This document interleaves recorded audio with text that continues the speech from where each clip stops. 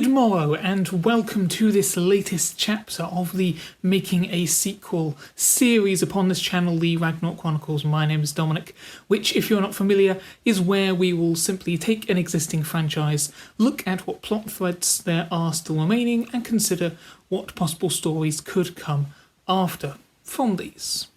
Now, compared to some of the other topics that I've done in this series across the months, this one potentially is going to have the least familiarity, potentially, amongst you guys, although I don't know how it's going to be compared to if you're going to be more likely to click on this video because you already know Sleepy Hollow, or if you're going to be that you've seen the other ones and now click on this out of curiosity because you don't know what it is. Either way, as part of this, we are just going to be discussing first and foremost some details about the series, some very spoilery details, because I'll have to per what I'll say afterwards, so spoiler warning. But yeah, we'll get into that and then get on to the actual sequel side of things. I'll just say in general, if you haven't seen this show, go for the title, what I said a second ago, thumbnail, everything, that's Sleepy Hollow. I would suggest going to watch it, at the very least, especially Series 1. That's not to say the other series are bad, but that one is the best in my opinion, and we're probably going to discuss a bit about that later on. But anyway, go check it out. It's a lot of fun. Granted, if you're not a fan of supernatural horror, fair enough, but if you are okay with that, see it if you can. Either way. The story of Sleepy Hollow, at least the 2013 to 2017 TV adaptation that I'm talking about, revolves first and foremost around the character called Ichabod Crane, as portrayed by Tom Misson, who I have met once between the releases of Series 2 and 3. Nice chap. Also, as a character, among the list of people I would, in an ideal world, like to cosplay as, you have him being a captain for the Patriots in the American War of Independence. Unfortunately, upon the battlefield, he comes up against this Hessian rider, and they strike each other down. Both fall. Well, specifically, Ichabod gets a slash across the chest. He, in turn, then, as he's falling, manages to decapitate the Hessian. They fall down, and as they're dying, their blood mingles on the ground, after which, over 200 years later, Ichabod suddenly wakes up in a cave underneath the town of Sleepy Hollow, comes up and subsequently has to marvel at the wonders of the modern era whilst leading the fight against the resurgence of evil. For as it turns out, the Hessian that he beheaded was none other than the Horseman of Death. Link to books, although not a skeleton in this case, here now the Headless Horseman. Ichabod thus meets the Lieutenant Abigail Mills for the local police department, and together it's learnt that they are the two biblical witnesses mentioned in the Book of Revelation, who are supposedly meant to see over 7 tribulations to do with the end of the world, which itself is the show setting it up for 7 storylines, of which they achieved 3 over their 4 series, because Series 1 and 2 were collectively the first tribulation. So that's one of the reasons why the show should be continued, because they set themselves up for something that they then got cancelled. I jumbled that, doesn't matter. Either way, so they learn that they are the biblical witnesses, and it's their destiny to oversee these troubles that evil is bearing down upon the world. Now, strictly speaking, they are just meant to be witnesses. They're just meant to see it happen. But they interpret that they should more be fighting evils, they're striving to stop it. And indeed, this actually does in turn seem to align with other prophecies that they learn, because if they weren't fighting evil, then they wouldn't have got into the situation where the prophecy came into effect. So it's debate on whether they were truly meant to just be witnesses or if it was they were always destined to interfere. It depends on the person in the show whom you ask. You have others in there as well, then. You have Abby's sister, Jenny, who has been in and out of institutions since childhood, since the two sisters witnessed the demon Moloch in the forests when they were like 11 or 12, and when Jenny told other people about this, they thought her insane. And otherwise beyond that, you have, of course, now that this is all happening, everyone realised Jenny was telling the truth. You also have Katrina, who is Ichabod's witch of a wife, who has been trapped in purgatory for the last few hundred years, so they're trying to find a way to get her out of there. And with that, we also learn that she actually had a son by Ichabod, although after he fell in the battlefield. This son, Jeremy, who subsequently, to his own massive lots of misfortunes, has also ended up in the modern day, but as the horseman of death, because he feels that he was abandoned by his parents, by his father who didn't know he existed because he was slain in the battlefield before Katrina even knew she was pregnant. In theory, either way, he definitely didn't know. And then his Katrina herself being put into purgatory. But either way, he blames his parents for not being there. And he becomes, in his anger, the horseman of war. And the relationship between Ichabod, Katrina and Jeremy, or as he's going by in the modern day, Henry, their relationship is the core of the first two series. And throughout this, you have the monsters of the week are, throughout the show, usually tied back to whoever the big bad is at the time. Either the big bad is specifically summoning them to attack the witnesses to get rid of them, or maybe they're summoned as a coincidental byproduct of something else the big bad is doing, or it's a consequence of what was done, but there's usually always a tie back to it. It's not that this world of the show is casually populated by all these creatures and these attacks are regular. This is a resurgence prompted by the rising of Ichabod and the horse. That was the other thing. When Ichabod awoke, that was because the horseman of death, the headless horseman, was brought back at the same time. So this is the formula that we're working with. Going into season 3, we now have the second tribulation, which is again, you've still got a monster of the week situation that leads back to the big bad, the hidden one, but now more than thinking of a demon who is trying to raise the horseman of the apocalypse, we're instead thinking about an ancient god who has been released from his little pocket of the underworld to now return the world to the way he thinks it should be as of 4,000 years ago.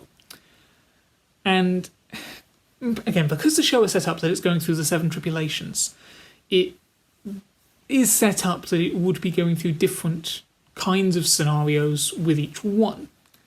I feel like the problem is that because the first 2 series had both been about the first tribulation, had all been about Ichabod, Katrina, Henry, that has been set up as the mood of that is what the show is about. So by suddenly shifting gears in series 3, also a sensation added to the fact that they got rid of 3 of the 6 characters who appear in the title sequence of series 2. They're halving the main cast when we get into series 3, because those other characters are dead or have left for other reasons.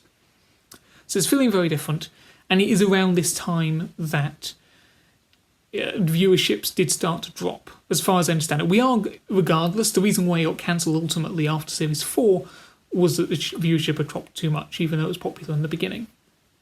But I think it is around this time because it started shifting, and having now rewatched the 4 series in preparation for doing this video, which I only finished a few hours ago, because I decided, you only need 1 week to watch the entire thing. On rewatching it, it's not that bad. I still, as I said earlier, think series 1 is the best series. But yeah, now that I know the direction the show goes in as a whole, it's alright, yeah. Either way, it's a different tone here. And in turn, by the time you get to series 4, or because in the end of series 3, Abby sacrifices herself, and she's effectively dead because I think it was the actress wanted to go on and do other things. What you have here, though, is that because there always has to be 2 witnesses, someone else in her extended bloodline basically gained the mantle of witness in her stead, or took on the eternal soul of the witness. And also noted that Abby isn't fully going on to heaven because, again, her soul... Anyway, Series 4 then goes to a new location. It moves on from... Well, we go back to Sleepy Hollow twice, but it's mainly in Washington, D.C. now.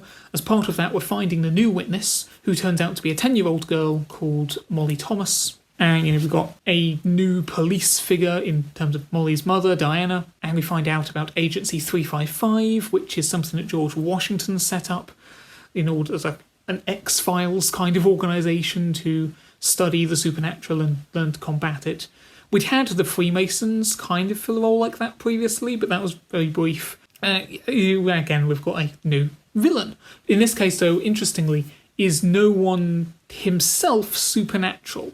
So his name is Malcolm Dreyfus, and he is a tech mogul, basically, with founder of this successful tech company. What's about him is that in order to gain his success, earlier on in his life, he sold his soul to the devil. So he would have all this success and his career dreams would come true on the understanding that whenever he died, his soul belonged to the devil. As part of this, though, he said he did it because he would always believe he'd find a loophole. And indeed he did, in the form of the Philosopher's Stone. So the first half of Series 4 is Dreyfus collecting all of the fragments of the stone, because it was all split apart on the behest of George Washington, again also hundreds of years ago. And he puts them together and he makes himself immortal, because if he's immortal and he can't die, then he's not breaking the contract with the devil, but at the same time he never goes to hell. And thus in the second half of the series he then goes on to his other megalomania sort of things where he wants to... he specifically wants to take over America. He doesn't talk about the rest of the world. And we end up with this vision of a dystopian America that he would end up creating, because he raises his own version of the Horsemen of the Apocalypse, because the Horsemen aren't specific individuals, it's more of a title that is put upon a vessel who fits the right criteria. But he raises his own version of the Horsemen of the Apocalypse to take out the President of the United States and other things that would give him control. And yeah, that needs to be stopped. Again, because it specifies he takes over America, I do find it interesting. This is hardly the first time that such a thing is the case, but just wondering, what's the rest of the world doing in that case, just watching him using supernatural forces to take over there. Anyway, that's what's going on in Series 4. At the end of which, from that possible future, we have an older version of Molly, now going by the name of Lara, coming back in time, using a spell that's already established in the show. Back in Series 2, there was a thing that could send someone back in time, but it goes back to try to prevent it. Thus we have Lara joining the main cast as well, and they indeed manage to stop Dreyfus. The problem is the way in which they work out how to counteract Dreyfus's immortality. It involves Ichabod making a deal with the devil so that he now is in the case of when he eventually dies by whatever means, the devil will own his soul next. So the show currently ends with Ichabod acknowledging that yes, this is now the case, but we will find a way to deal with it. Meanwhile, oh look, a kraken has now appeared in a local body of water, we're on to another mission to solve that. As a finale, therefore, we are once again in a position of looking at a show where it was cancelled after the most recent series had already been made, so they didn't have a chance to give it a proper resolution. So this is the same situation as Stargate Universe, if you go back to the Stargate making a sequel video. Alternatively, you have other shows like Dark Matter that succumb to the same thing. The difference here is, though, that while in, say, Dark Matter or Stargate Universe, the story is very much still in the main flow of it. So it's, in Dark Matter's case, it literally cuts off as an invasion is about to begin. There is still very much actively a story that we're in the middle of. Whereas here, this is more like Angel or Community in terms of there's still technically more story to tell, but the main story of that series has been resolved. In this case, yes, we have the whole thing of eventually when he dies, Ichabod may have to give himself up to the devil, and you've got an immediate adventure going on right here, but those are both things that we can just say, and they went off and they had more adventures at the end. The main thing with Dreyfus is dealt with. In Angel, even though, and I did not like this when I first watched it, but in that finale, it ends with they've defeated the main cult thing that was going to bring about the end of the world, but in the face of that, they now have all of these other demons and monsters bearing down upon them, and it ends with them rushing into battle. technically we still have what happened in the fight, and technically we find it out if you read the comics. But the main thing is done. They averted the apocalypse, that story is over, and they went on to have more adventures. I think that was a specific thing between Buffy versus Angel as connected shows, whereas Buffy was much more of the there will be a happily ever after, or in some form of that. Angel is, you will always be working towards redemption. There is no necessarily end, it's just fighting the next battle after each. Meanwhile, in Community, that ends with the people going their separate ways, and technically if you just had the show as that, yeah, that would be the end. However, it has already built up within itself, within the fan base and whatever, that it would be 6 series and a movie. That's where, if you've heard that phrase, that's where that comes from, which was then riffed upon in Rick and Morty, which was by the same creator, Dan Harmon, in the 100 years or 10 series or whatever. So there's expectation of it carrying on, but in a movie, which is still being called for this day, but technically the story is arguably done, just say then they did other stuff. So when we're talking about doing a sequel to this, I'm talking about finishing off the tribulations, so the remaining 4 tribulations, and resolving all the things with Ichabod's deal with the devil, all of that. With this in mind, I'm not just going to be doing one series to wrap up the entire show. Rather, I want to propose 3 series for a couple of reasons. First of all, again, you have the 7 tribulations, 3 more series, it would make it 7 series. Yes, I already said that series 1 and 2 were collectively just the first tribulation. We will get to that at a certain point, justifying how still we'll have 7 tribulations over 7 series. Meanwhile, it's like also how, with Supernatural, considering how much momentum that show had and how long it had been going, it couldn't just have a bottle final series and just suddenly end it there. They had to build up to something to really make the ending be fitting. Obviously, even with 3 extra series to make it 7, Sleepy Hollow still wouldn't be anywhere near the size of what Supernatural was. But anyways, it's half the number of episodes in a series, well, depending, and also half the number of series in total. Nevertheless, I feel like we should be building towards a bigger ending rather than just having, okay, let's just have one more odd series, just suddenly to wrap everything up with. How do you end it, though? Because, as I've said, the witnesses are the biblical witnesses from the Bible, which in turn is saying that they will see things relating to the end of days. Either, then, you have them seeing that through and the whole world undergoes the rest of the Book of Revelation, so we have the end of the world, or they prevent the Book of Revelations, thus invalidating the rest of the prediction of the prophecy. I have come up with a way that we'll deal with this, but I will rather leave that to be revealed as we talk our way through these final 3 series, so that you would have those revelations in time, hypothetically, as the audience would as we go. A final note I'll just make before we get into this proper is I feel like when I'm thinking through these storylines that there is an issue of how many characters there are.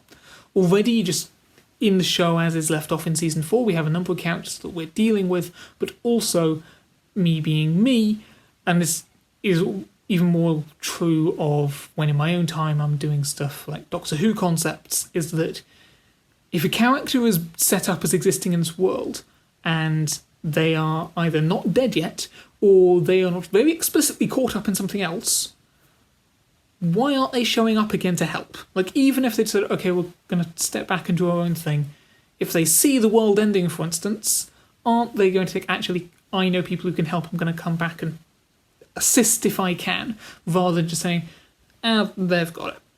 So, meaning me, I want to, at certain points, bring back other characters that still exist in the world, which we'll see, again, because of that number of different pieces that we'll be dealing with. So from a writing standpoint, to make things easier, I will in turn, as we go through, have different places that characters are going to go to instead. We'll put them on the sidelines, for instance. The original draft of this, which I came up with, had a higher body count. So at least this way, more of them have different endings. And the reason why it changed is because, as I said, I was rather rushing rewatching the show, getting back to this. I came up with the majority of this while I was still watching Series 2. And the problem is that thinking back on the show, obviously I can remember it now, but before I'd rewatched the show, I could have told you basically everything that happened in Series 1. Maybe I'd watched it a second time at some point, but still that was years ago. The rest of the series I definitely only watched the once when they first came out though. And for Series 2, 3 and 4, I could only tell you who the bad guy was and what the larger plan was. I would not have been able to have told you any of the specific characters who got introduced, other than Molly, because she was really important there as the new child witness, but I'd completely forgotten about Lara, so I had to retroactively change things to include her in this. But in Series 3, beyond the hidden one being the bad guy and Abby being sacrificed at the end, no clue what it was, which is not a commentary on the show itself again, other than I still think Series 1 was the best that had the most impact on me. But I just think the characterization and the uniqueness of the show, obviously that's going to be at its peak in the first series because that's what's introduced. There's also that's the original versions. As we go through, characterizations change, and while you can still try to play upon the same kind of themes and so forth and sources for humour, etc., it's not going to have the same effect as the first time you see it. Either way, it's like how, to go on a momentary tangent, in Community, even though I'd say that Series 2 and 3 are the best series, the characterisation is the best in Series 1. Although that's just about how the characters are presented, not necessarily talking about what they do, because I could say my own thing about Jeff and Annie's relationship and the age difference there, but won't get into that. Anyway, my point is, it's good that I made sure to watch the rest of the show before doing this. I am no stranger to binge watching, but I feel like I maybe would have enjoyed the experience more if I hadn't been making sure I'm going to watch as many episodes as I can a day to make sure I get through the whole thing. Having watched it, there are definitely important elements that I'd completely forgotten about, which have now worked into this, and actually some of them coincidentally work well with what I want to do anyway. Other ones I've had to kind of shift things around a bit to fit everything in, because obviously what I'm about to present has to fit to the entirety of what canonically exists, because again this is about building upon their threads, not just doing my own completely different alternate universe version of things. To which, point was, characters, things will be done with them, they're not all going to be there for the entire show, but we'll have things coming back and forth. The only people who I won't bring in are the characters of Bones, which canonically exists in the same universe as this, because Sleepy Hollow and Bones had a crossover episode, which is the strangest crossover of anything I've seen. Previously that would have stood between A Town Called Eureka and Warehouse 13, but yeah, that was an odd one. So yeah, Temperance, Brun and Booth aren't going to be showing up in this at all, even though technically they could be called upon. Other than that, let's just get a move on with this. Series 5 would open with the Kraken incident, since that's where Season 4 left off with. It turns out that that's what Series 5 was meant to be more largely about, at least based on one interview that I found with one of the actresses, although in this case I won't be playing up as largely in my version. We'll deal with the Krakens where we left off with, and more than that, we'll then tie that into another, not that it was drawn attention to, but plot thread, which was that of Atlantis. And the reason I say that is Lara, as she comes back in time and her magic that she uses, that comes from Atlantean crystals. No prior mention of Atlantis in the show before. I mean, technically because they are dealing with all other mythological things in turn, that could just be a throwaway thing, but if we're dealing with something water-based anyway with the Krakens, or there's also supposedly in Series 5, the real Series 5 could be mermaids and stuff like that, might as well tie in what you've just established. So it could be that you have Atlantis appearing or at least possible to appear to our world, revealed from however it's hidden, every X number of years, and so in this period of time it happens in our version, and meanwhile even in Dreyfus's alternate future it also would have still shown up, and that's how, with however Dreyfus's people dealt with that, you end up with them getting crystals from there, and that subsequently found its way to Lara. Obviously, if we're talking about it being available for a window, that would need to be a lengthy enough window that it's still mapped out, but let's go with that. Thirdly then, we're also going to tie this to another plot thread, which was definitely dropped, which is the idea of these rogue members of Agency 355. So as I said, George Washington set up this organisation to look into the supernatural. However, when we get to it in the modern day, in terms of the main version of the agency established in the vault, you just have two people working there, Jake and Alex. Now, as of the end of Series 4, the President has become aware of it, and she has basically said, well, implied they may be getting more funding and more people as well. We'll get to that momentarily. But beyond that, the first introduction we as an audience, and Ichabod indeed, get of the agency is rather at the end of Series 3, in the final scene, where he's first of all told that Washington came up with this organisation in the first place, and put that Ichabod would be in charge once he was resurrected. But also the fact that since then, other members of it have gone rogue, have gone on their own ways, and said, don't blame them, they don't know what they're doing, but they're still dangerous. And so it ends with Ichabod suddenly being kidnapped by these men in black suits, and Series 4 opens with him having been interrogated by them for a couple of weeks, and he escapes from them, and then they just disappear off the map. There was a notion maybe that the demon Job off-screen in Series 4 was meant to have dealt with some of them maybe. But anyway, you have these other wayward members of the agency who, throughout Series 3, it's basically established that they were keeping tabs on Abby for some reason of her being a witness, and they kidnapped Ichabod at the end of Series 3, but nothing became of them. So what we have here is, in whatever their version of a motive is in trying to understand their place and their job, and trying to get Ichabod's attention and the attention of the witnesses, what they've done now is taken advantage of this appearance of Atlantis to try to set up a problem to now work with Ichabod and the rest, especially now that Agency 345 would... Well, they wouldn't know about that initially, but with Agency 345 now building up slightly, they may especially now want to work with them. But either way, it's not a we are going to use this to cause havoc because we are evil. It's more we're trying to do what we think is right, although we really don't know what we're doing. So we're going to cause a problem so that events will transpire that we will end up working together with the witnesses and everything will be right. This would all be the arc for the first half of Series 5. And so this would be kind of like where in both Seasons 2 and 3, especially Series 2, you have distinct halves to the plots going on. And so as per that again, I would be looking for this series to go back to having 18 episodes. So right now, as the series has went, it went 13, 18, 18, 13.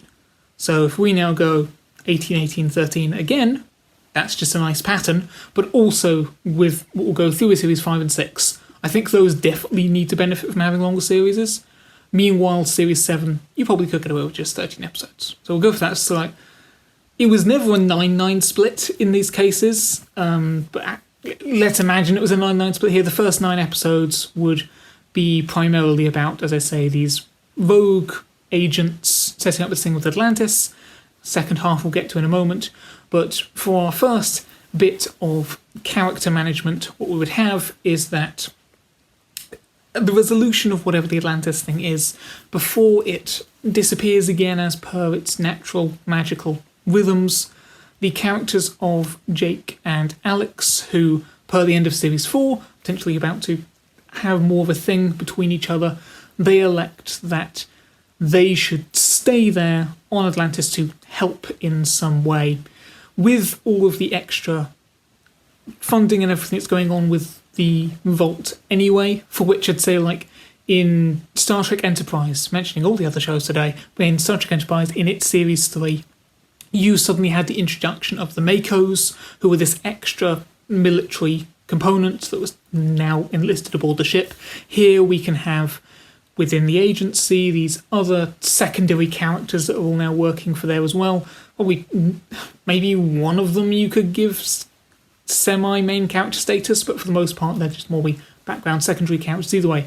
With all the extra people we now have working for the agency, they think they can afford to leave it behind, even though they probably would still prefer to carry on the fight with Ichabod. They said it's the right thing for them to do. They can help with whatever situation ended up being in Atlantis, and they'll come back eventually whenever Atlantis reappears. Either way, they go off together to be a part of that. Just on the note of the other people working with the agency, you can also have a situation there where some of the wayward agents are now like moles inside of that operation, so they've slipped in with the new recruits that were assigned by the president, and that's a whole insider situation there.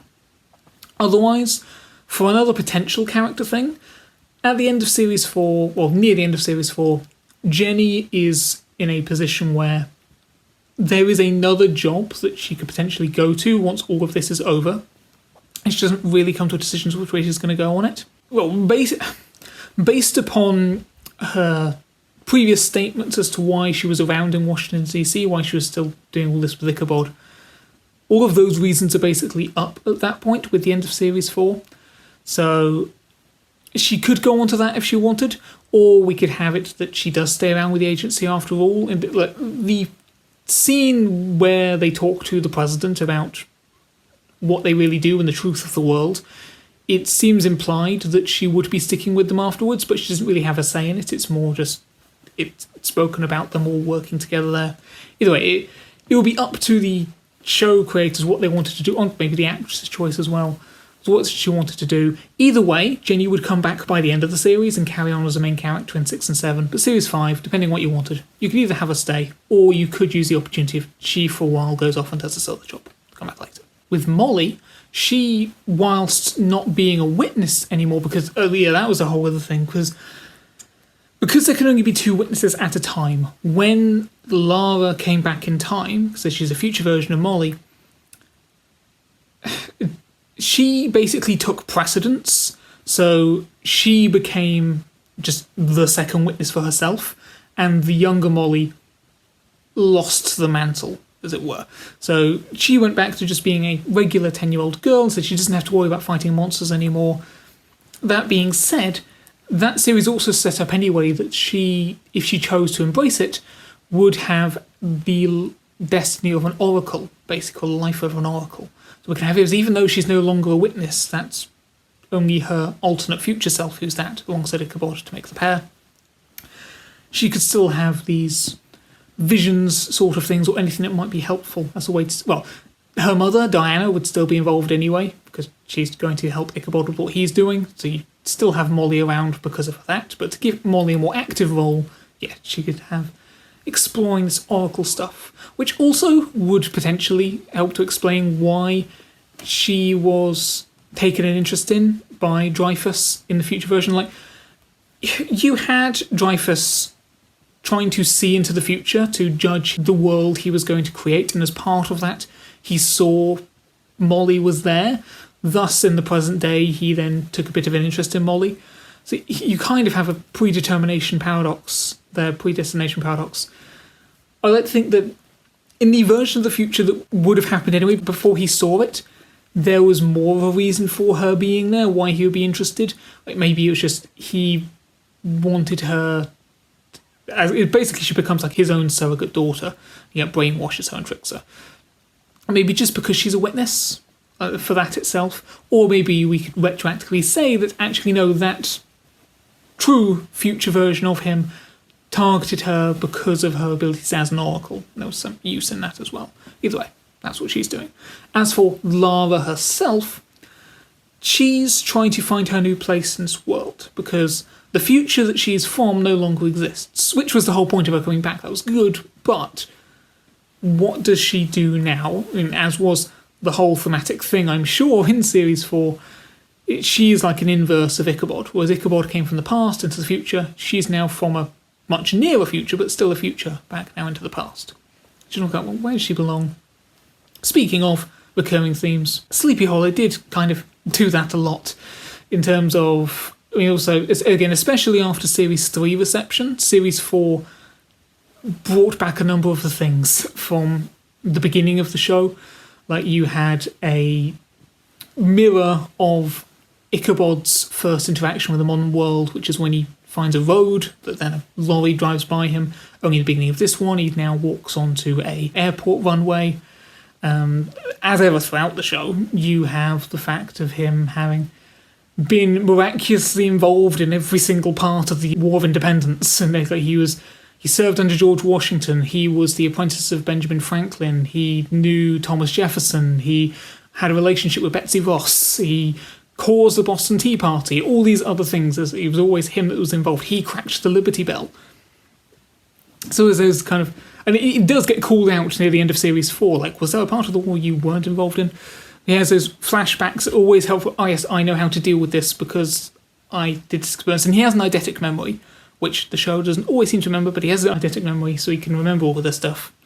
And that then ties back into this. And there's also the thing of, what did the Founding Fathers do to lay preparations for the fight against evil that they can now use today? All these things keep coming up. To my point, Lars trying to find a place in the world. Just finally, we would probably have some kind of personal angle. There's always been a personal angle. In Series 1 and 2, as I said, you had Ichabod, Henry, and Katrina. You also Series 1 was Abby and Jenny's relationship. Series 2, you had them looking at the sister's mother who had died previously and looking at her circumstances. Series 3, you then have the Mills sister's father, who is around. You also had Jenny get into a relationship with Joe Corbin, and Ichabod getting into a potential other relationship after Katrina, after her fate in Series 2. And in Series 4, it's more familial relationship with Diana and Molly, but you also had the thing kind of going on between Jake and Alex. Point is, there's always some sort of personal angle going on, so you probably want to involve that as well. That being said, I would ideally like to shift it from a family member suddenly comes back and they now have to reconnect and recontextualizes their whole relationship, or something like that. But in turn, I'm not sure exactly what there would be. But ideally, there would be something. Maybe we could just do that through Jake and Alex's relationship, but something. To actually get onto the second half of this 5th series, though.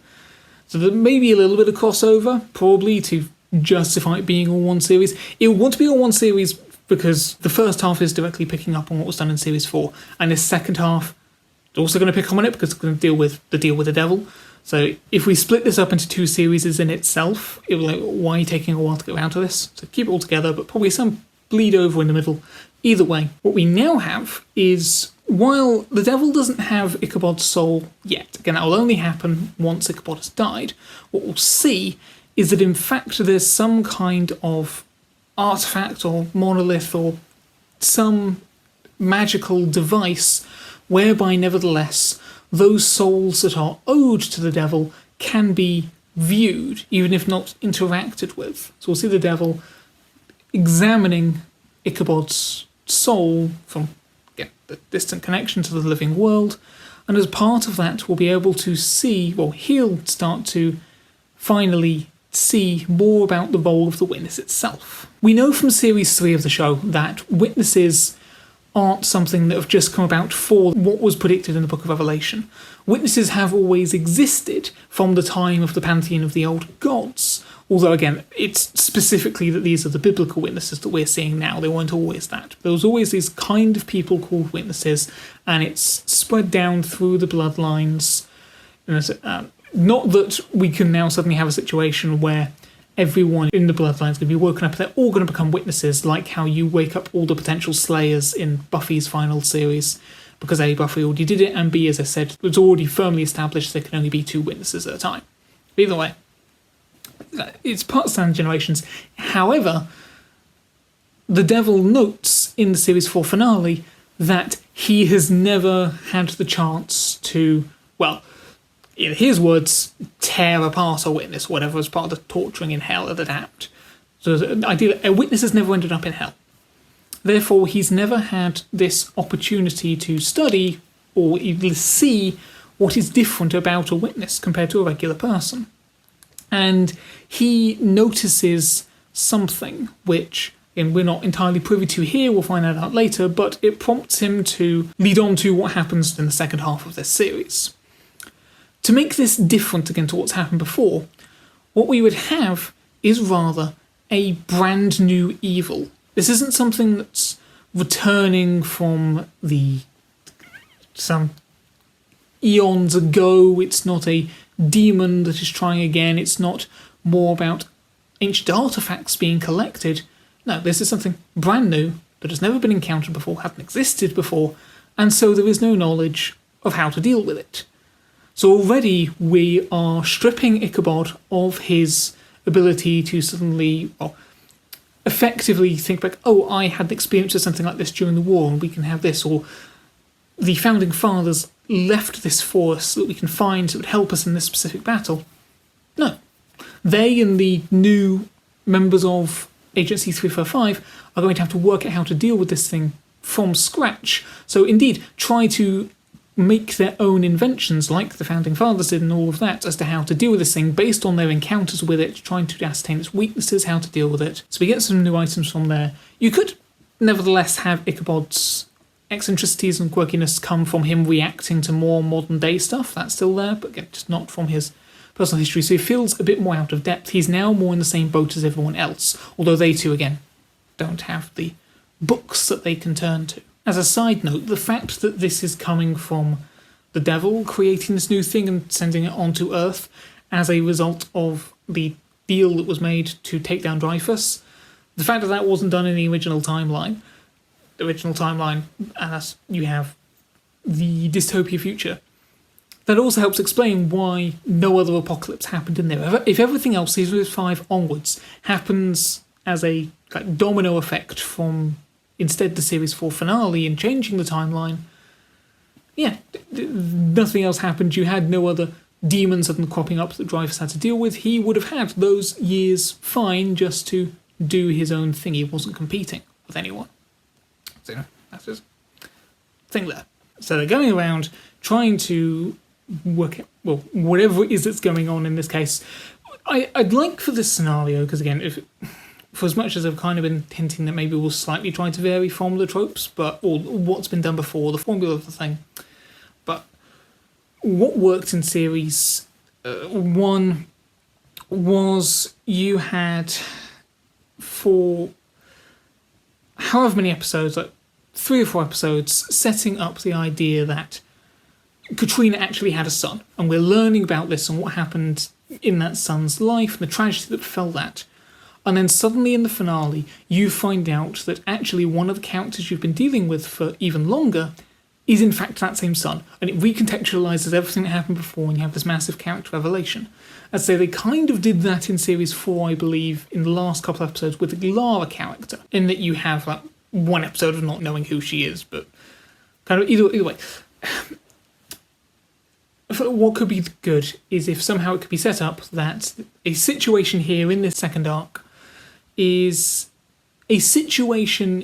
being learned about. Again, this would have to be something that's happened a lot more recently, basically, probably at some point unbeknownst to them during the first half of this series. And we're learning about what happened and the context behind it, and again, how bad it all was and whatever. And then suddenly, as part of whatever we're doing with this new evil, learned a new detail which actually recontextualises another part of the series that we'll be dealing with, whether it's a person again, or an artifact, or a place, whatever. And it suddenly connects everything in a new way.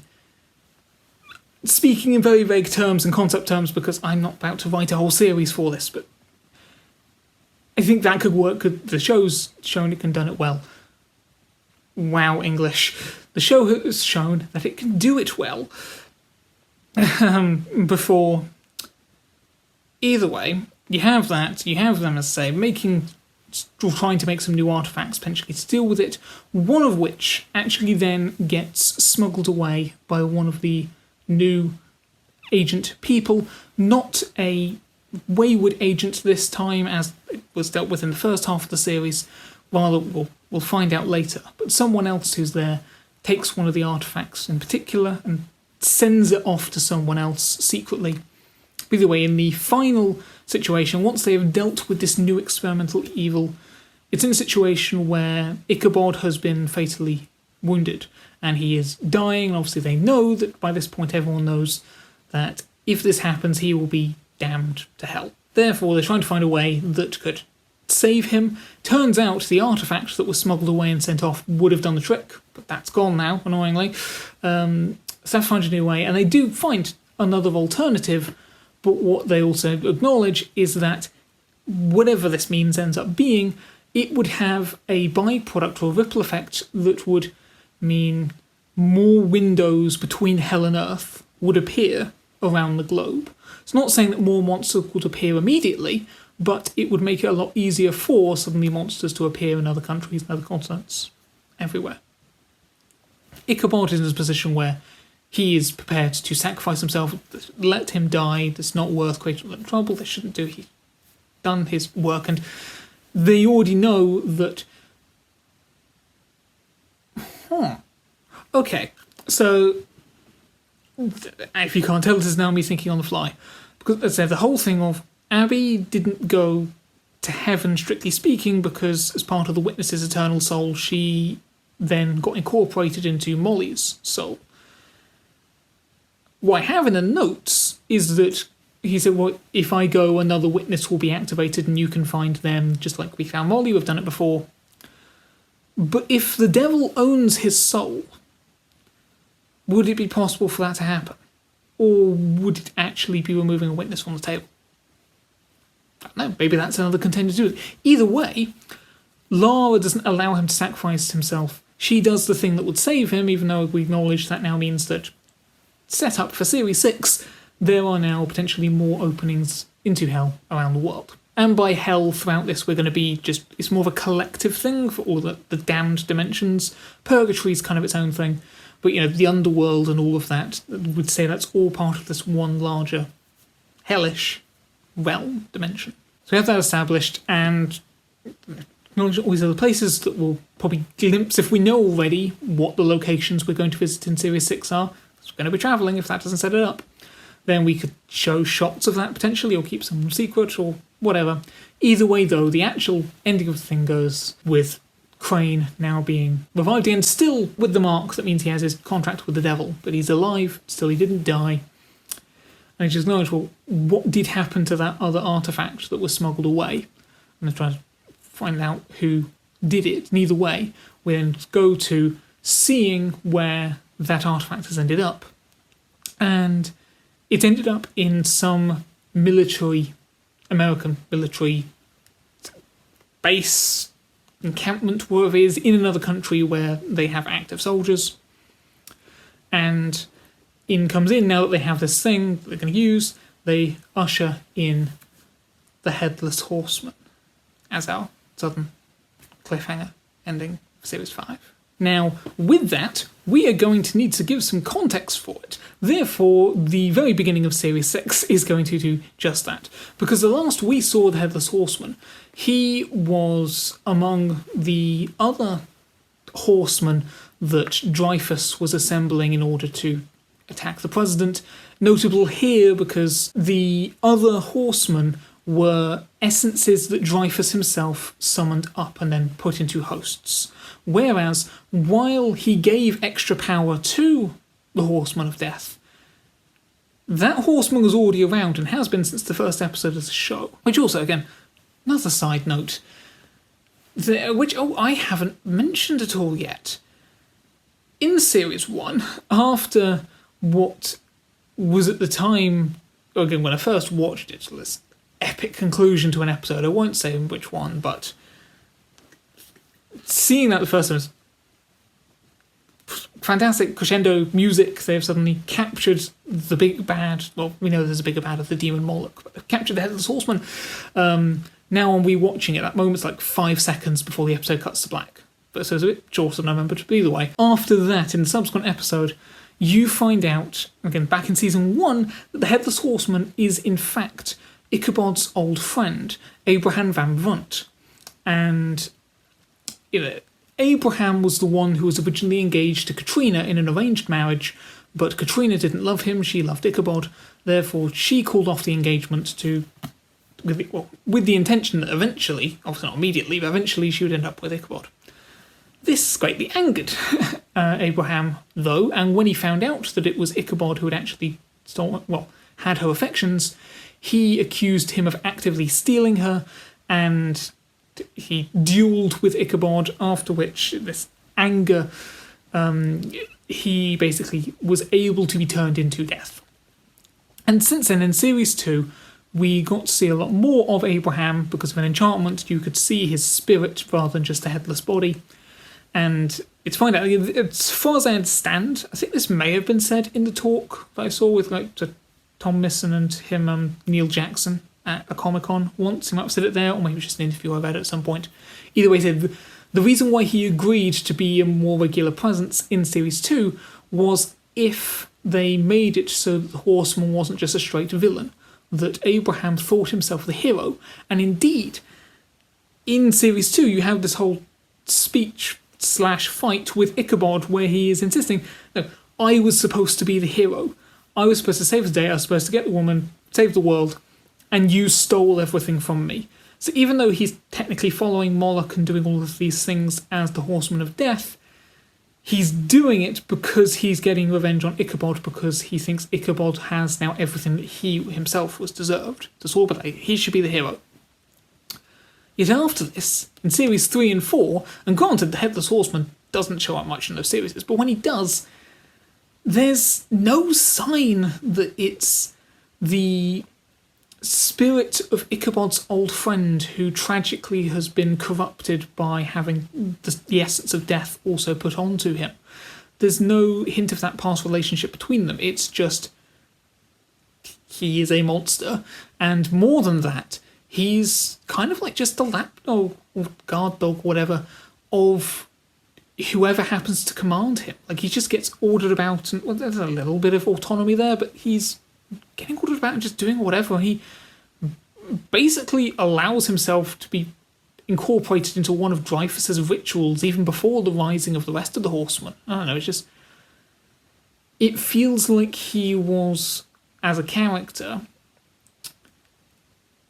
not used consistently. And indeed, in the subsequent series, we didn't have Neil Jackson reprising his role. You didn't see the Abraham side of him. I think he was called Abraham once, but the rest of the time, Ichabod even just refers to him as Horseman.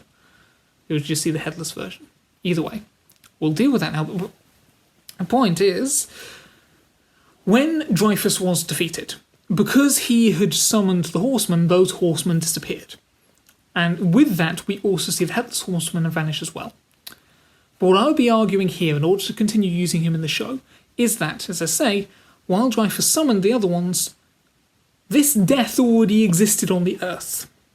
So rather what happened is, while he disappeared from the battlefield, rather the Headless Horseman body reappeared, which just kind of got thrown somewhere else that he now was. However, while he is there, kind of as a compromise, the spirit of death is gone. There was a whole thing previously where they were going to try to separate the essence of death from Abraham, but they never got round to it because Katrina died before then, but she was the one who was going to perform it and wanted to do it most strongly. But now, yes, Abraham is not entirely gone, because, like the rest of the Horsemen, because he was already there, but death is. So we're now, in essence, it's still headless, still all of that, but it's just him now. He's not, maybe still has some personal anger, but he's not consumed by anger and hatred and all of these evil forces that made him the embodiment of death. And thus, from here, again, this is all in flashbacks at the very beginning of Season 6, as I say, we would see that he, like how Lara in the previous series was trying to find her place in the world, he is now trying to make sense of what he is, what he's going to do from here.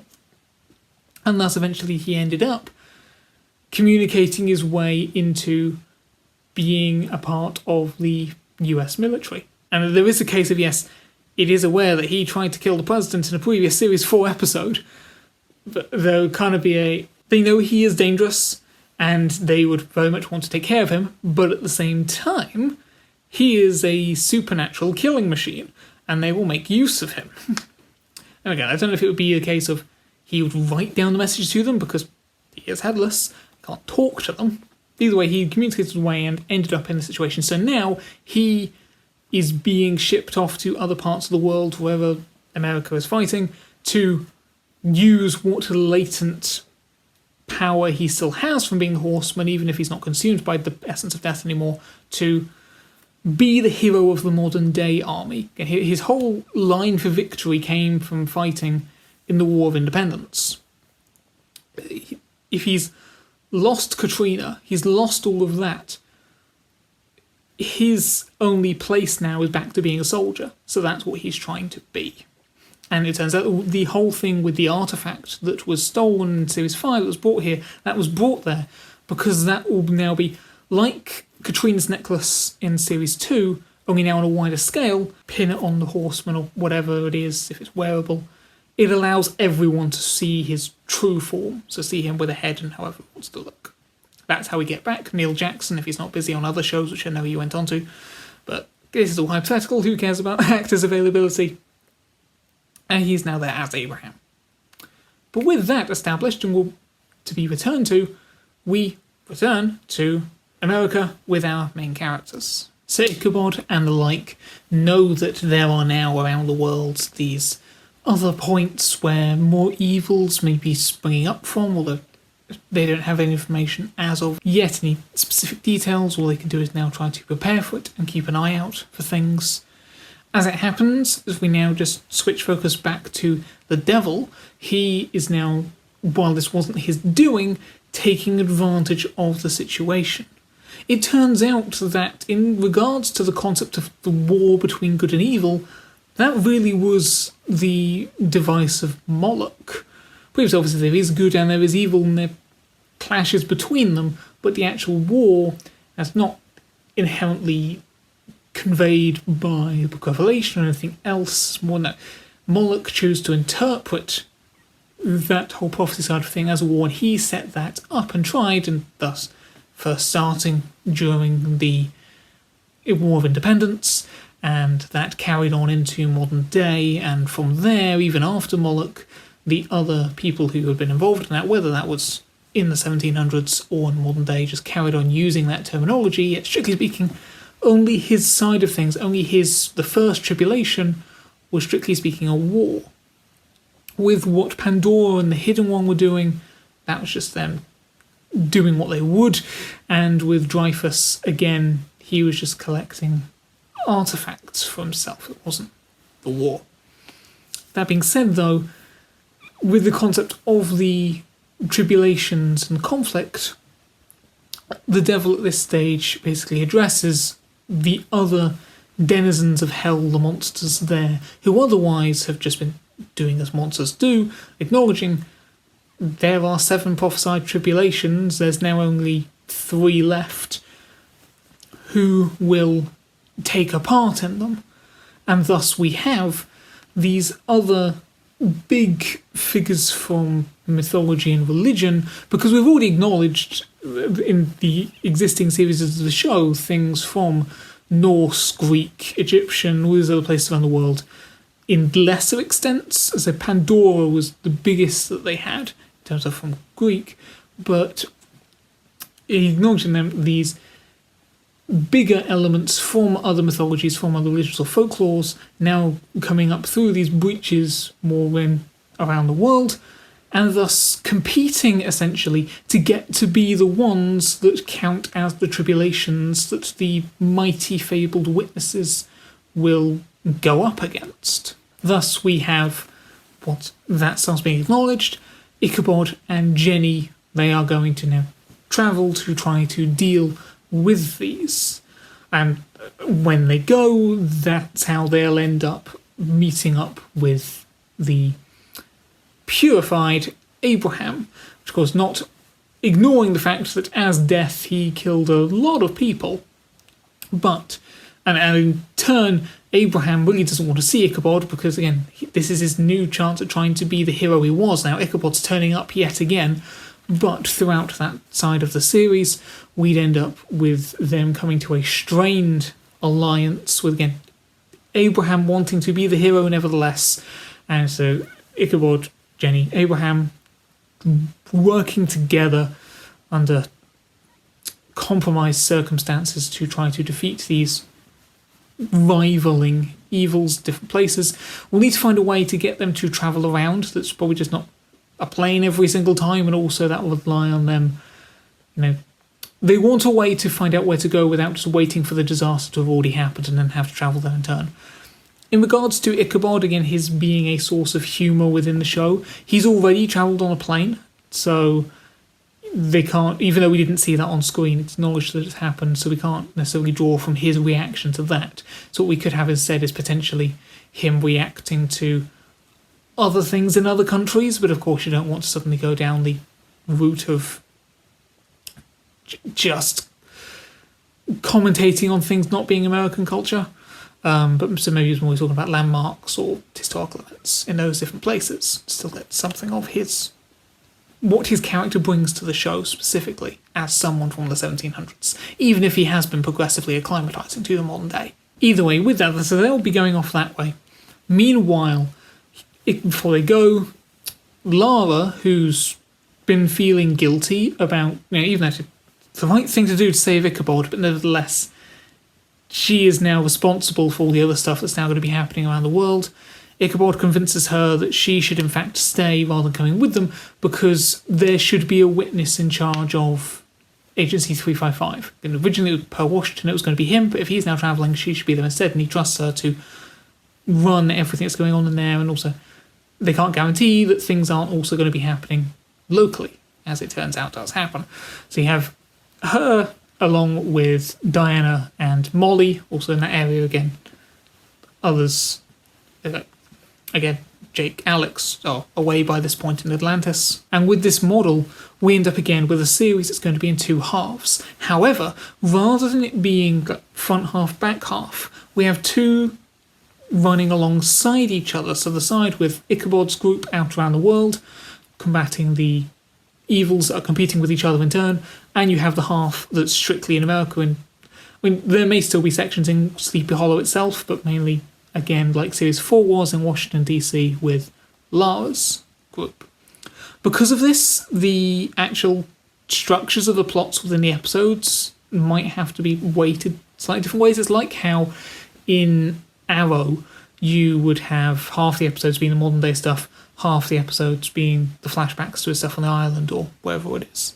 Find out ways to... Well, you'd have some episodes that focus more on Ichabod's group, some episodes that focus more on Lara's group, others try to be in the middle. Either way, we'll work it out that way. And again, that's another justification for why this one will want to be 18 episodes to make sure that we have enough space to give each concurrent side enough time for it. With what's happening on Lara's point of view, though, for their side, that villain, rather, would end up being Orion, who is someone who was in one episode of Season 2, and I could have sworn was in more, but turned out not. So he's an angel, and he basically wanted to absorb the power of the Horseman of Death so that he could cleanse humanity of all people with evil in their hearts. Just leave it for the pure.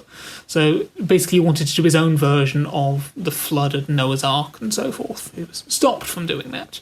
He's come back again. You could incorporate maybe an element of, because the spirit of death was separated from Abraham, that's now something he can try to claim again, or you could give Orion his own complete new plan for doing something. But either way, he becomes the recurring big bad on that side of the story here. Because of that, that also draws back into the fold Hawley, who was also in Series 2 only. You see, I can't know if he actually met Orion, but he would have known about what was going on with the rogue angel there. So hearing about this, he comes back. We'd find out what happened to his mother as well. Another side note, who would believe it from this video, yeah, Jamie Murray really shows up in a lot of shows that I watch. I should watch Defiance again. But yeah, it's I always forget all of the things that she's been in at this point that I've seen. Anyway, to find out what we're doing, but the main thing is, he doesn't actually know any of the characters that are there who all arrived in Series 4, but presumably, again, he's there for Orion, and he would cross their paths as them. They're the ones trying to deal with him, and they would acknowledge the existence of Crane and Jenny and all the others. He ends up joining them for whatever stretch of that series. He probably doesn't turn up right away, but later on.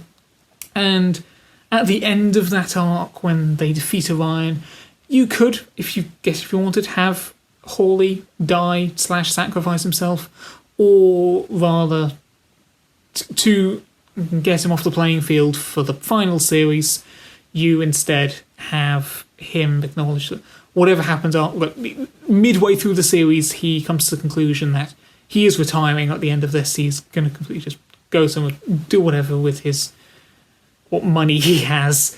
So at the end of it, after they defeat Orion, he's like, we don't know what's going on with Ichabod and the rest, but I am leaving now. Goodbye.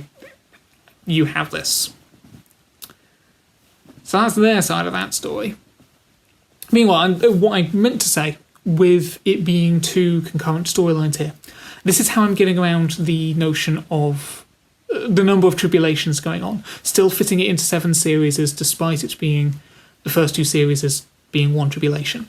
So yeah, the witnesses experience 7 tribulations doesn't mean that they have to experience them all together. Ichabod at this point is experiencing one tribulation in terms of the competing evils. Lara, as the second witness, is experiencing a separate tribulation in terms of what Orion is now doing.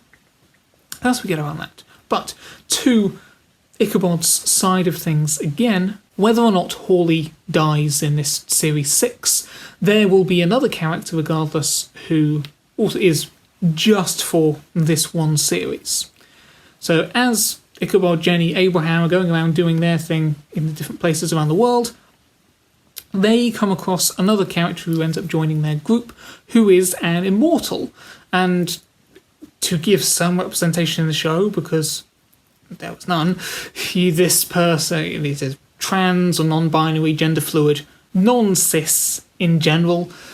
Whoever they are, an immortal, they've been around for however long, and they have been charged over this time with discharging the crossing points of ley lines. Ley lines, as your natural lines around the world where magic runs more strongly and where the ley lines cross, you have your centres of magic.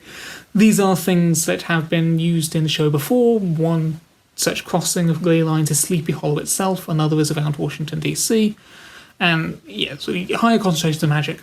It turns out, while there are, in theory, ones all around the world, this person has been releasing them of that concentration of magic, neutralising them, essentially. Therefore, while we do have, per what Series 3 tells us, monsters existing around the world still, this is in situations where they were without the usual amounts of magic. They were in weakened states until they came to Sleepy Hollow, as they were summoned there.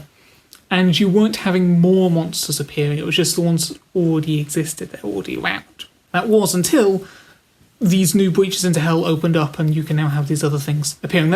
And the reason why there were no new magical artifacts. Whenever you look at the artifacts we needed to fight this demon stuff, it was always stuff from, at latest, the 1800s. There was never anything from more recently until you had them making new artifacts in Series 5. But again, that was another part of it, is that apart from in America, or at least the east coast of America, the ley line crossing points around there had been being neutralised. As such, other traces of magic around the world had been fading away with it because of this individual and the task that they were set to. And because this person is immortal and has been around a lot of places over time, it's through them that we can now get some flashbacks if we want to now, rather than any of America's wars of the 1800s, instead to other periods of other countries and parts of the world, although with us already having to balance the present day Ichabod versus Lara storylines, we wouldn't want those flashbacks to take up too much, probably. But they're there if we want them, rather than, again, leaning on Ichabod's, because we're moving away from the stuff that was related to the wars that he was a part of. Thus, they're going around trying to find ways to kind of diffuse the new windows into hell in the same way that they've been diffusing the ley line crossing points, because these opening of new windows basically has undone the work that this immortal has been doing in terms of reducing magic around the world. So find new ways, but find a way to seal each of the windows as they in turn deal with the rivaling big bads from different mythoses. And at the same time, we have them trying to see if they can use the same severing magical mechanism to break Ichabod's contract with the devil. Because he's got his mark on his arm. Can they get rid of that to mean that he's not going to be damned? Emphasis on the try and attempt. They don't succeed, although what it does do is that does alert the devil to the fact that Ichabod is now working with said immortal person, whom he may be aware of to some extent. And with that in mind, the devil thus realising what's potentially going to be happening, because with the dynamic that could be done with this immortal, he sets in motion essentially the end game. So this is happening like at the end of Series 6. Once you've kind of dealt with what would seem to be like the main rivaling things, or at least it's coming to that crescendo, which probably be more accurate, haven't beaten them yet, it's coming to the crescendo. And thus we have a bit of a history lesson, truths coming out.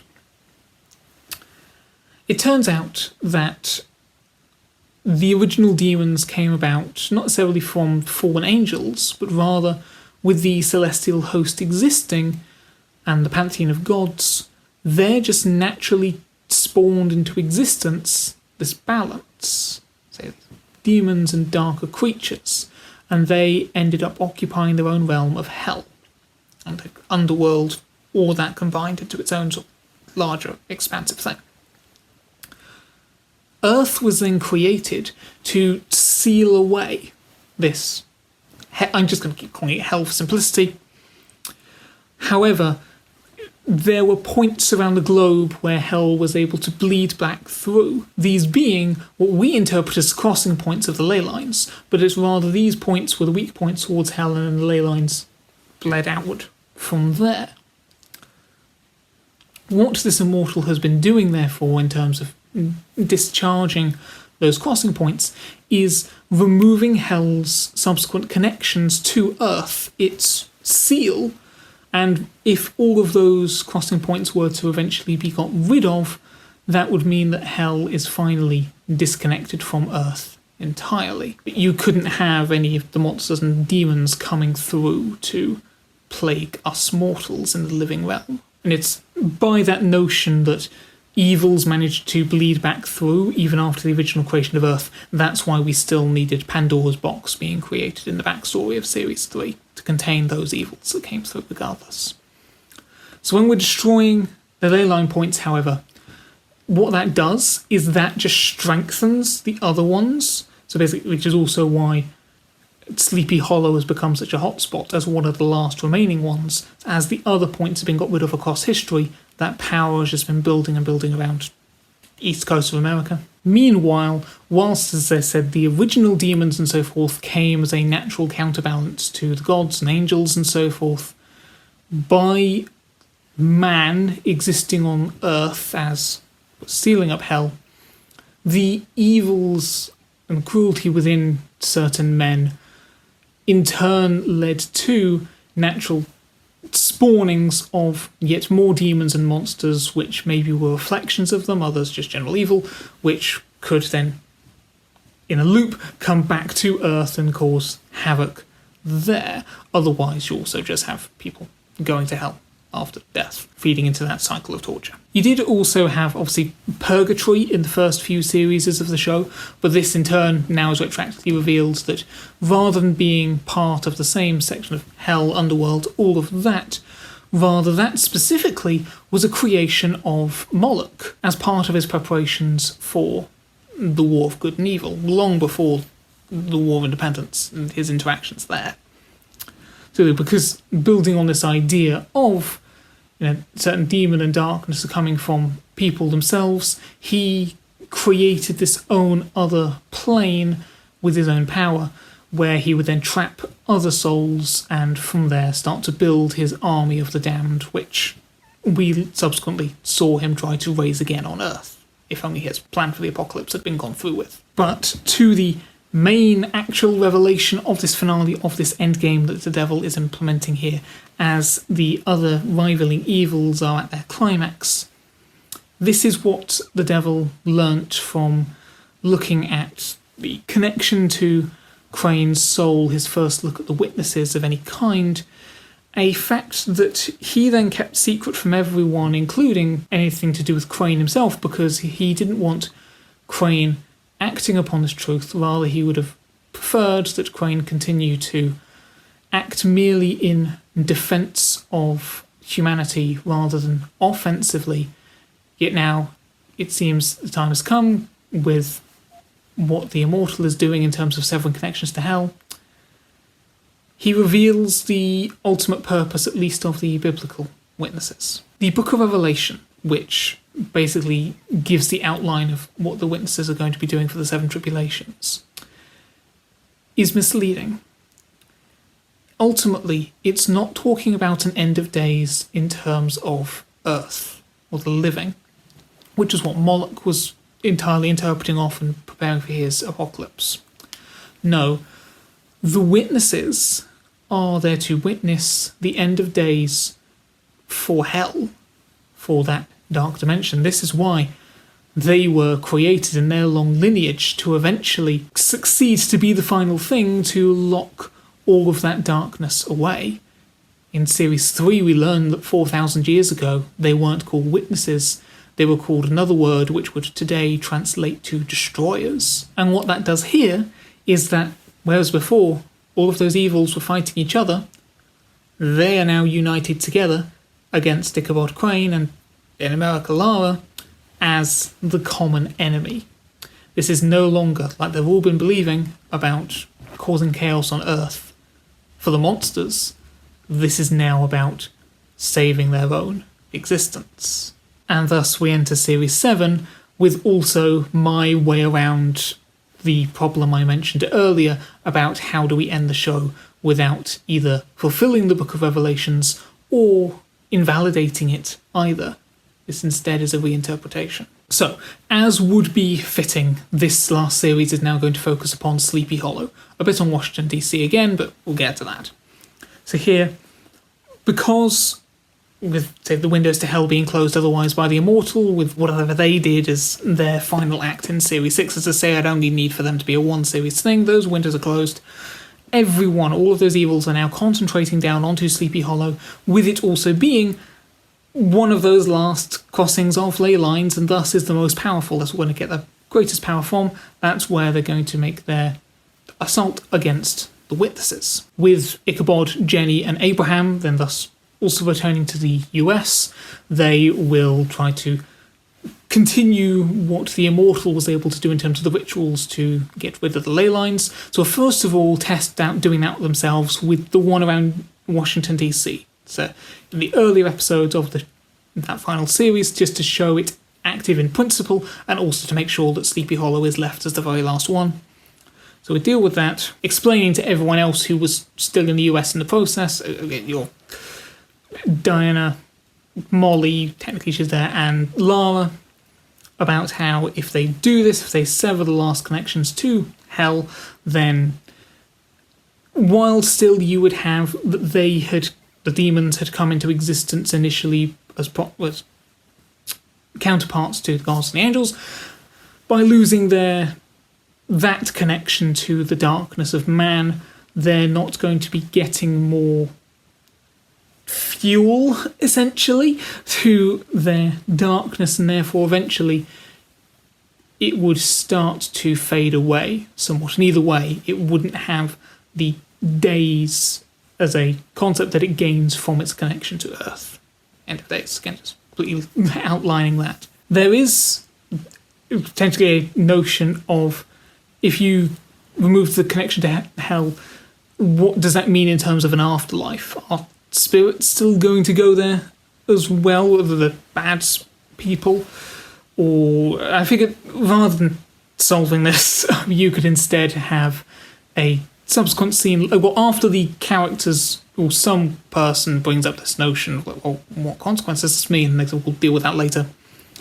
You could, after the action is done, have a scene in like the one you had at the end of Series 3, it was not necessarily heaven itself, but you have some of the dead characters talking, so we could get Abby back for a final scene, along with the two Corbins, father and son, talking about how, non-specifically to do with what would be happening in heaven, but that's caused some problems there that they are unhappily now going to have to sort out. So, well, there was an impact on what happens with the afterlife, and that's going to be dealt with, but that's not the main issue at play here. Further consequence would be, though, that Earth is going to run out of magic once that's all gone away, so you could also potentially have the likes of witches wanting to stop them, although they're still not the main problem here. And furthermore, as well as getting rid of all this stuff, there is technically another window into the underworld that already exists in the River Delaware, so they want to get rid of that as well. With all that's been done with the loss/fluctuations in magic, this triggers the premature reappearance of Atlantis, thus we can get Jake and Alex back for this final series. This will probably happen in an earlier episode of Series 7. Additionally, we could see the return of another character who hasn't been seen since Series 2, which is Frank Irving and his family, potentially, who have been in hiding from then, basically. So you could come back to them for assistance, even like just for an episode. We can also tie into Agent Foster and Agent Reynolds from the FBI from Series 3, who, after the end of that, basically were just suddenly left. Everyone else moved on or died. So getting contact back with them to, for the good side of things, bring in the FBI agents who do what they can to also assist with the Agency 355 people who have come over from Washington, D.C. to the collective front for good against the collective evils, maybe even bring in some of the residents of Sleepy Hollow itself. Either way, they're all amassing there, and they have to find a way to get rid of this last convergence of ley lines, which will be the hardest to do because of how powerful it is with carrying. Basically, it's the accumulated magical power of all the other ley lines from around the world. So, but the idea is that because the witnesses have now been through 7 tribulations, they should be motivated by this point to go the extra mile to make sure they find that way of doing it, because they understand how bad things get if hell is allowed to be connected to Earth. We can tie it into what was otherwise lost in Thomas Jefferson's destroyed repository from back in Series 2. There was a whole thing of he created a chamber underground which had all of the documents relating to the role of the witnesses that he and Washington had been able to amass, but unfortunately they had to be destroyed as part of an episode that was going on there. And thus they, through some magical means, they can now find out again what some of that information in those lost documents were. In turn, we can have, through Lara, some execution of Abby's spirit still. So in the idea of the eternal witness soul, Abby will have passed on in part to Molly first and now Lara. There's this thing in the earlier series is with Grace's journal. So Grace being an ancestor of Abby's from Ichabod's original time. And some of the stuff in this journal helps to deal with what's going on in the present day. However, the final pages are blank, and in the Season 2 episode where we deal with going back in time, Grace tells Abby that the final pages are for her to write. Now, this can be seen as more just metaphorical, symbolic of, it's Abby is the one who's going to have the final adventures there that would technically relate to what was going on there, but what I choose to do in a more literal sense is that while she's not realising that she's doing it, Lara, when she comes into contact with Grace's journal, which otherwise has been stored in Sleepy Hollow, so now they're back there, they just come across it as part of what's in the archives, she ends up writing in it, without her realising necessarily. But what it is messages from the part of her spirit that is Abby, who also has other kind of knowledge in the limbo state that she's in, giving them information, granted in a way that needs to be deciphered afterwards, but information that, again, helps them in working out what it is that they need to do. So this, first of all, in turn, in terms of a character thing, plays on the fact that when Molly first had a witness mantle activated, she would start drawing in her own sketchbook, even before she'd met him, the face of Ichabod Crane. Here again, the idea of the old version Lara now writing in a journal without realising it because of what's happening in witness stuff, is parallel there. But also, what I meant to mention shortly previously was that, again to do with Grace, she said to Abby that the witnesses' greatest battles were still to come. Now, given that they had just, in Series 2 by then, stopped Moloch from using the Horsemen of the Apocalypse to bring about the apocalypse, what could be the bigger battle? That's another part of my justification of why the climax that we build to is the actual severing of hell itself. That's an escalation from the apocalypse. So either way, with that, with what they learned from, if they can recover anything from the Jefferson collection, what they get from the journal that's been written by Abby's spirit, some other element as well which finally justifies why there can only be 2 witnesses. Like, why wouldn't it have worked with more than that, or only 1? So it specifies 2. A method is found to save the day. Abraham finally gets to be the hero in his own right, and he sacrifices himself to whatever. And again, I don't want to do a complete redemption thing because he still killed a load of people, but he gets his peace at last. He gets to be the hero he always wanted to be, the way he always saw himself as being. Anyway, they finish it off, the devil is defeated, all gets locked away, Earth is now free from all of that. There may be some vestiges of magic here and there, but that will eventually all fade to nothingness. In the wake of victory then, what is there left now to do? First of all, with Agency 355, I mean, that probably will still exist, but it won't have anything else to do, so it'll probably return to its underfunded state again. More so, though, focusing on Ichabod, or obviously the other characters have their own places and new lives to go to. It has been previously discussed how Ichabod needs the fight against evil to give his life purpose. He puts off interacting with the rest of the modern world in terms of getting another job, thinking about what he'd do without this. It's always where he needed to hunt the next bit of evil to go about this.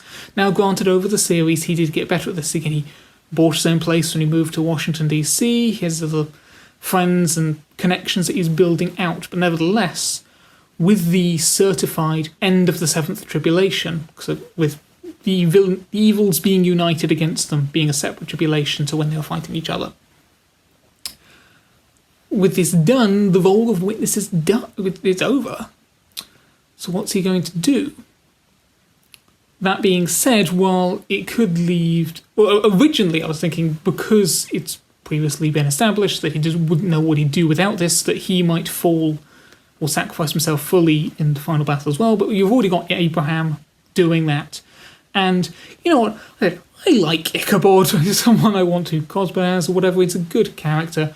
Why not give him a happy ending? By this point, we've already seen, as they say, he has been acclimatized into the modern world. 3 more series later, he could be at a point where, yes, he could now he's still going to have his affectations and still going to have his ties to his colonial past, but it's colonial, whatever. 1700s. He's going to be okay. He's going to be able to find something else. We don't even need to see what that is, with just the assurance that, he and his friends with Jenny and all that, they can now just learn what's going to come next. And whatever it is, he will face it. Now, I feel like probably that wasn't the direction that the real show would have gone in had they been allowed to continue. Again, they were originally planning to continue, which is how we can know that Series 5 was mainly going to be focusing on the Kraken and that sort of quartet stuff. But hopefully that comes to a satisfactory conclusion. All the same, as if any of the show's creators or actors are going to see this, but hey-ho, you never know. If you found that interesting, if you liked my interpretation of it, please let me know. If you haven't seen the show yet, why did you just watch this? Well, hopefully you'll now go see it. now.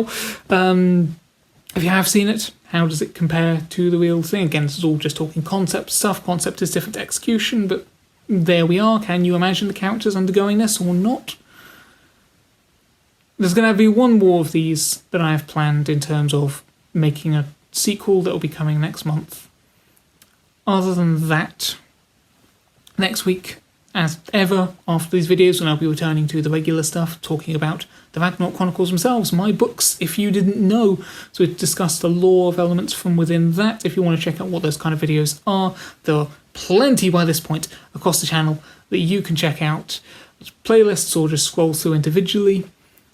Either way, whatever may interest you, the point is, until I see you again, just remember to keep on telling stories.